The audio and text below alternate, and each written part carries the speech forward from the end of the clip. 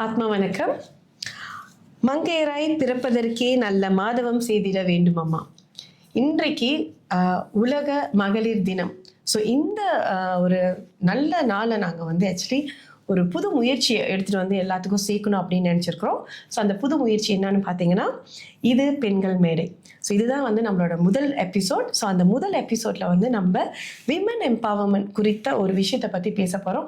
அதுலேயுமே வந்து கல்வித்துறையில் கிட்டத்தட்ட 43 வருஷம் வந்து கல்வித்துறையில் மற்றும் ஒரு டிவேட் துறையில் வந்து 24 வருஷம் இருக்கிற ஒரு சாதனையாளர் இங்கே திருமதி கலைசெல்வி ராஜேந்திரன். அவங்க வந்து கோ-ஃபவுண்டர் ஆஃப் சிக்யூடெக் மற்றும் அவங்க வந்து தொக்கோ Vanitha டிவேட் 2024 Kementerian Pembangunan Wanita Keluarga மற்றும் மஷாரக்கட் மலேசியால இருந்து அவங்களுக்கு இந்த அங்கீகாரம் கிடைச்சிருக்கு.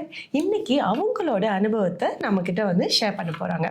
ஸோ அதை பத்தி நம்ம வந்து இன்னைக்கு தெரிஞ்சுக்கிறதுக்கு தான் இந்த பாட்காஸ்டோட முயற்சி. ஸோ மேடம் கலை, உங்களை இந்த நிகழ்ச்சியில் உங்களை வந்து அழைத்ததற்கு வந்து நாங்கள் ரொம்ப ரொம்ப சந்தோஷப்படுறோம். ஸோ பெண்களுக்காக ஒரு மேடையை எடுத்துகிட்டு வரணும் அப்படின்றது என்னோட ஒரு கனவு.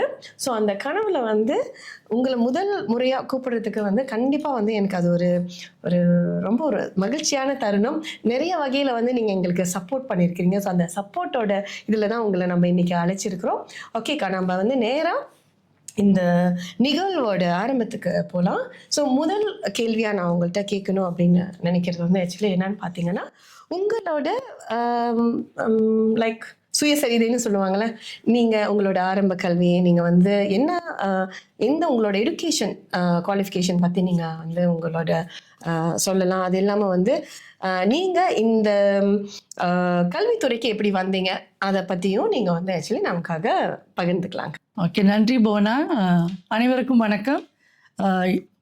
என்னையை பற்றி அறிமுகப்படுத்துறதுக்கு முன்னாடி நான் வந்து இன்னைக்கு வந்து அனைத்துலக மகளிர் தினம். அதனால இந்த உலகத்தில் உள்ள அனைத்து மகளிருக்கும், குறிப்பாக மலேசிய இந்திய மகளிருக்கு என்னுடைய மகளிர் தின வாழ்த்துக்களை தெரிவித்துக் கொள்கிறேன். என்னை அறிமுகப்படுத்துக்கு முன்பதாக நான் வந்து என்னை அறிமுகப்படுத்தின குமாரி புவனா, திருமதி புவனா அவர்களுக்கு வந்து மிக்க நன்றி சொல்ல கடமைப்பட்டிருக்கேன். அது நன்றி மட்டும் இல்லை, இது ஒரு பெரிய பாராட்டுதலுக்குரிய விஷயம். அதாவது இது புவனாவோட கனவு மட்டும் அல்ல. நான் நினைக்கிறேன் இந்த நாட்டில் உள்ள அனைத்து இந்திய பெண்களோட கனவும் இன்றைக்கு புவனா மூலமாக நிறைவேறிவிட்டது. ஏன்னா இது வந்து நாம் எப்பொழுதுமே வந்து நம்ம சமுதாயத்தை பொறுத்த வரைக்கும் எங்கே தீயது நடக்குதோ, தீமை நடக்குதோ அதுதான் பெரிதுபடுத்தி பேசிக்கிட்டு இருப்போம். ஆனால் புவனா அமைத்திருக்கிற இந்த மேடை, அதாவது இது பெண்கள் மேடை, அருமையான தலைப்பு. இந்த பெண்கள் மேடையில் வந்து நாம் வந்து எதை ஃபோக்கஸ் பண்ணணுமோ, அதாவது எண்ணம் போல் வாழ்க்கைன்னு சொல்லுவாங்க இல்லையா, அதனால கரெக்டான விஷயத்தை வந்து ஃபோக்கஸ் பண்ணுறதுக்கு தான் இந்த மேடை. எவ்வளோதுக்கு எவ்வளோ நாம் வந்து நல்ல விஷயத்தில் ஃபோக்கஸ் பண்ணுறோமோ, சாதனையாளர்களோ நல்லது செய்கிறவங்களோ அவங்க அழைத்து பேச பேச பேச நிச்சயமாக போனா நான் உங்களுக்கு பிளஸ்ஸிங்ஸ் டு யூ.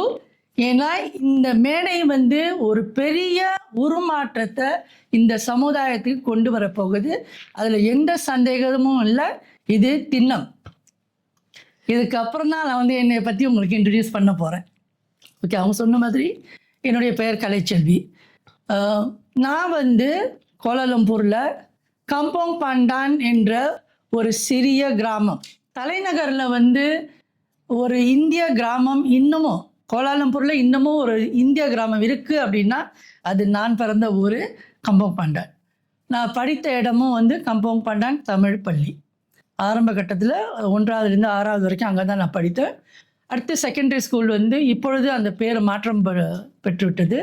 அந்த ஸ்கூல் வந்து பாசார் ரோட்டில் ஜலான் டேவிஸ் சொல்லுவாங்க, சொல்லாமனுங்க அப்புறம் பான், இப்பொழுது வந்து பண்டாரயான் சொல்கிறாங்க. அந்த பள்ளியில் படித்து அடுத்து என்னுடைய முதல்நிலை மாஸ்டர்ஸ் டிகிரி எல்லாமே நான் வந்து இந்தியாவில் தான் என்னுடைய கல்வியை தொடர்ந்தேன். ஏன் இங்கேருந்து இந்தியா கல்வியை தொடர போனேன்றது அது ஒரு பெரிய கதை. அதை நம்ம அப்புறம் பேசலாம்னு நினைக்கிறேன். அக்கா, எனக்கும் ஒரே அந்த ஒரு விஷயம் வந்து நம்ம ரெண்டு பேரும் ஒத்து போயிட்டோம் நினைக்கிறேன். நானும் என்னோட இன்ஜினியரிங் டிகிரி வந்து இந்தியாவில தான் படிச்சேன். அப்படியா? என்னோட ஃபார்ம் 6 2 வருஷம், 4 வருஷம் இன்ஜினியரிங் டிகிரி நானும் இந்தியாவில் தான் படித்தேன், அண்ணா யூனிவர்சிட்டியில். ஓகே. ஸோ அதுதான் என்னோட இது. இப்பொழுது வந்து நான் என்னுடைய பிஹெச்டியை வந்து யூகே யூனிவர்சிட்டி பங்சான் மலேசியாவில் தொடர்ந்து செஞ்சிட்ருக்கேன். கடவுள் அருளால் அடுத்த வருடம் அதை நான் முடித்து விடுவேன். அதுதான் என்னுடைய எஜுகேஷன். ஸோ ஓகேக்கா, நீங்கள் வந்து படித்து முடிச்சுட்டு நீங்கள் நேராக வந்து இந்த உங்களோட ஆண்டர்பிரினியர் ஜேர்னிக்கு போயிட்டீங்க அப்படின்னா, இல்லை நீங்கள் வேற வந்து நீங்கள் வந்து வேற எங்கேயாவது வேலை செஞ்சீங்களா அதுக்கு? இல்லைம்மா, நான் வந்து என்னுடைய குடும்ப பேக்ரவுண்ட் வந்து ஒரு பேசுகிறேன்னா கொஞ்சம் இமோஷ்னல் ஆயிடுவேன். சொன்ன மாதிரி வறுமை, ஆனால் அந்த வறுமை தான் எனக்கு மோட்டிவேஷன் ஆனது. ஏன்னா நான் எப்பொழுதுமே யோசிப்பேன், நமக்குன்னு ஒரு விடிவு காலம் பிறக்காதா அப்படின்னு யோசிச்ச நேரம் நிறையா இருக்கு. அது நம்மளால ஆகுமா இந்த குடும்பத்துக்கு அப்படின்னு நினச்சி I focus on my education. So எஜுகேஷனில் ஃபோக்கஸ் பண்ணதுனால தான் இன்னைக்கு போனா வந்து என்னைய இன்டர்வியூ பண்ணிட்டு இருக்கு. ஸோ இதில் நான் என்ன சொல்ல வரேன்னா, குடும்பம் எந்த நிலைமையிலும் இருக்கலாம். 11 பிள்ளைங்க, 8 பொம்பளை பிள்ளைங்க, 5 நாளே அரசனும் ஆண்டி ஆயிடுவான்னு சொல்லுவாங்க. ஆனால் எங்களுக்கு வந்து 8 பெண்கள் 3 ஆண்கள். அப்பா ஒருத்தர் தான் வேலை செஞ்சார். எனக்கு இன்னும் ஞாபகம் இருக்குது, அவங்களோட கடைசி சம்பளமே 1000 இல்லையா இந்த காலத்தில். ஆனால் எங்கள் அப்பா வந்து ஃபோக்கஸ் ஆன் எஜுகேஷன், எப்படியாவது பிள்ளைங்களை படிக்க வச்சிடணுன்றது தான் அவங்களோட குறிக்கோளாக இருந்தது. ஸோ இதனால் நான் என்ன சொல்ல வரேன்னா, நம்ம எதில் ஃபோக்கஸ் பண்ணோமோ அதில் ஃபோக்கஸ் பண்ணுனா, பிள்ளைகளை படிக்க வச்சிட்டோம்னா நம்மளோட தலைமுறையே மாறுவதற்கு நான் வந்து ஒரு சிறந்த உதாரணம் தான் நான் சொல்லுவேன். ஸோ அதனால தான் வந்து நான் படிப்பில் ஃபோக்கஸ் பண்ணி, நீங்கள் கேட்டீங்க எப்படி எஜுகேஷன் இண்டஸ்ட்ரியில் வந்தீங்கன்னு. என்னை கேட்டிங்கன்னா போனா, எனக்கு எஜுகேஷன் இண்டஸ்ட்ரியில் வரணுன்ற ஆசையே இல்லை. ஒரு டீச்சர் ஆகணுன்ற எண்ணமே எனக்கு இல்லை. எனக்கு பிடிக்காத வேலை அது. ஏன்னா நான் வந்து கிராஜுவேட் ஆகி எவ்வளோ சீக்கிரம், என்னோட எண்ணமெல்லாம் வந்து எவ்வளோ சீக்கிரம் நம்ம படிப்பை முடிச்சுட்டு எவ்வளோ சீக்கிரம் வேலைக்கு போய் சம்பாதிச்சு இந்த குடும்பத்துக்கு திருப்பி ஹெல்ப் பண்ணலாம், அந்த எண்ணம் தான் எனக்கு இருந்தது. ஸோ முடிஞ்ச வரைக்கும் டிகிரி முடிச்சோடனே நான் வந்துட்டேன். although my father said finish your masters, இல்லை எவ்வளோ சீக்கிரம் வேலைக்கு போய் சம்பாதிக்கணும், அந்த காசை நம்ம குடும்பத்துக்கு கொடுக்கணும், அந்த எண்ணத்தில் நான் வந்ததுனால நான் மாஸ்டர்ஸ் வந்து ஒரு 10 இயர்ஸ் கழிச்சு நான் மாஸ்டர்ஸ் செஞ்சேன். டிகிரி முடிஞ்சு 10 இயர்ஸ் கழிச்சு மாஸ்டர்ஸ். ஆனால் அந்த எண்ணம் இருந்தது எனக்கு. நான் டிகிரி முடிஞ்சு வந்தோடனே வேலைக்கு அந்த டைம் நான் வந்த டைம் வந்து 1983 நான் படித்து முடிஞ்சதுக்கு டிகிரி 1983. மேபி நிறைய பேர் பிறந்திருக்க மாட்டீங்க. ஸோ அந்த டைமில் வேலை கிடைக்கிறதும் கொஞ்சம் கஷ்டமாக இருந்தது. நிறைய இன்டர்வியூஸ்க்கு போய் ஆனால் எனக்கு வந்த இன்டர்வியூஸ் எல்லாமே எஜுகேஷன் இண்டஸ்ட்ரியில் தான் வந்தது. ஒரு லெக்சரர் ஆகணும், because my major was biology. Okay. So biology lecturer ஆகணும், அதுக்கு தான் வந்து வந்துக்கிட்டே இருந்தது. நான் நிறைய இன்டர்வியூஸ் வந்து அவாய்ட் பண்ண ஆரம்பித்தேன். சில சமயம் இப்போ இன்டர்வியூவில் சொல்கிறேன், அப்பா சொன்னேன், அப்பா எனக்கு இன்டர்வியூ இருக்குப்பா நாளைக்குன்னு. இன்டர்வியூக்கு போகிற மாதிரி போயிட்டு இருக்கணும், அந்த இன்டர்வியூ அட்டென்ட் பண்ணாமே வந்திருக்கேன். ஏன்னா எனக்கு மற்ற ஆளுங்க முன்னாடி நின்று பேசுறதுக்கு உள்ள தைரியம் இல்லை. அப்போ அவ்வளோ ஒரு இன்ஃபீரியர் காம்ப்ளெக்ஸ், நமக்கு லோ செல்ஃப் எஸ்டீம் இருந்தாலும் 2-3 இது இந்த மாதிரி போனவன் ஒரு கட்டத்தில் நானே முடிவு பண்ண ஆரம்பித்தேன், இதை வந்து நம்ம என்னன்னா பார்த்துருவோம், ஒரு கை பார்த்துருவோமே அப்படின்னு. கடைசியாக வந்து எனக்கு வாய்ப்பு வந்து ஸ்டான்ஃபோர்ட் காலேஜில் பயாலஜி லெக்சரர் வாய்ப்பு வந்தது. ஸோ அது வந்து ஓகே அப்படின்னு சொல்லிட்டு அதான் my first job and last job. இன்னைக்கு வரைக்கும் அதுதான் என்னோட டெஸ்டினின்னு தெரியாமையே நான் போயிட்டு இருந்திருக்கேன். எஜுகேஷன் தான் என்னோட டெஸ்டினி, கடவுள் நிர்ணயிச்சிட்டாரு உனக்கு இதுதான் அப்படின்னு. ஸோ அந்த வேலை வாய்ப்பு மூலமாக தான் நான் இன்னைக்கு இந்த நிலைமையில் இருக்கிறேன்னா, நிச்சயமாக ஸ்டான்ஃபோர்ட் காலேஜுக்கு ஒரு பெரிய, பிகாஸ் அந்த பிளாட்ஃபார்ம் என்னை உருவாக்கிய பிளாட்ஃபார்ம்னா, அங்கே உள்ள என்னுடைய சூப்பர்வைசர்ஸ், பிரின்சிபல்ஸ், டைரக்டர்ஸ் அவ்வளோ ஒரு ஆதரவு கொடுத்து என்னை உருவாக்கி விட்டவங்க இந்த நிலைமைக்கு. அப்படி தான் நான் வந்து எஜுகேஷன் இண்டஸ்ட்ரிக்கு வந்தேன். ஆனால் 18 வருஷம் நான் வந்து ஸ்டான்ஃபோர்ட் காலேஜில் சயின்ஸ் லெக்சரராக தான் இருந்தேன். ஆனால் சயின்ஸ் டு டிவேட் எப்படி ஆனிச்சுன்னா அதுவும் ஒரு பெரிய கதை தான் போனா. அதுதான்க்கா இப்ப நான் உங்கள்கிட்ட அதான் கேட்கலாம்னு நினைச்சேன். நீங்க பயாலஜி சொன்னீங்க. சோ பயாலஜில இருந்து எப்படி வந்து நீங்க டிவேட்குள்ள வந்தீங்க அப்படின்றது தான் எனக்கு ஒரு கொஸ்டின் மார்க்கா இருக்கு.